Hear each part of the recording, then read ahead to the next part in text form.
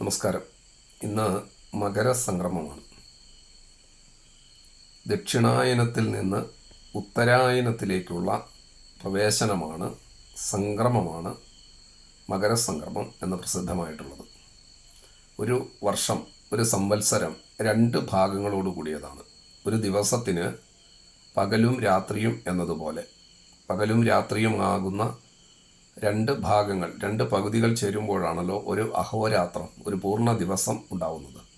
അതുപോലെ ഒരു സംവത്സരത്തിൻ്റെ പകലും രാത്രിയുമാണ് ഉത്തരായനവും ദക്ഷിണായനവും എന്ന് വിശേഷിപ്പിക്കാം.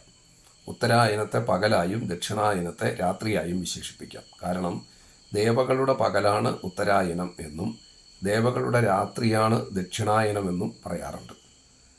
ഉത്തരായന കാലം ദേവപൂജകൾക്ക്, ദേവപ്രീതികരമായ കാര്യങ്ങൾക്ക് വളരെ വിശേഷമാണ്. സൂര്യന് കൂടുതൽ ദൈർഘ്യമുള്ള, പകലിന് കൂടുതൽ ദൈർഘ്യമുള്ള വേളയാണ് ഉത്തരായനം. ദക്ഷിണായന കാലം പിതൃപ്രീതികരമായ കർമ്മങ്ങൾക്കും ഉത്തരായന കാലം ദേവപ്രീതികരമായ കർമ്മങ്ങൾക്കും വിശേഷമാണ് എന്ന് പ്രസിദ്ധിയുണ്ട്. ഉത്തരായനത്തിൽ ദേഹവിയോഗം സംഭവിക്കുന്നവർക്ക് ഉത്കൃഷ്ടമായ ഗതി ലഭിക്കും എന്ന വിശ്വാസം പ്രാചീന കാലം മുതൽക്കു തന്നെയുണ്ട്.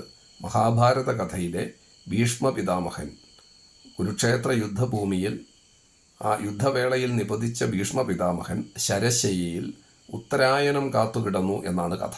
അദ്ദേഹത്തിന് സ്വച്ഛന്ത മൃത്യുവായിരിക്കുക എന്നൊരു വരമുണ്ട്. സ്വച്ഛന്ത മൃത്യു എന്ന് പറഞ്ഞാൽ താൻ ഇച്ഛിക്കുമ്പോഴാണ് അദ്ദേഹത്തിന് മരണം സംഭവിക്കുക. ആ ഒരു വരമുള്ളതുകൊണ്ട് അദ്ദേഹം ഉത്തരായനം വരെ മരണത്തെ കാത്ത് സ്വയം ശരശയ്യയിൽ കിടക്കുകയുണ്ടായി. ഈ ശരശയ്യയിൽ കിടക്കുന്ന വേളയിലാണ് ഭീഷ്മപിതാമഹൻ ശ്രീകൃഷ്ണ ഭഗവാന്റെ നിർദ്ദേശത്തിനനുസൃതമായി യുധിഷ്ഠിരന് നിരവധി വിശേഷമായ ഉപദേശങ്ങൾ നൽകുന്നത്.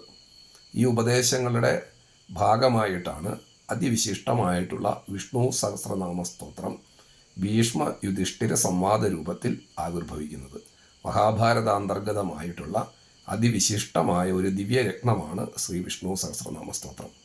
സൂര്യ ആരാധനയ്ക്ക് വളരെ വിശേഷമാണ് ഉത്തരായന കാലം. വിഷ്ണു സഹസ്രനാമ സ്തോത്ര ജപവും ഉത്തരായന കാലത്തിൽ അതീവ വിശിഷ്ടമാണ് എന്ന് കാണാം.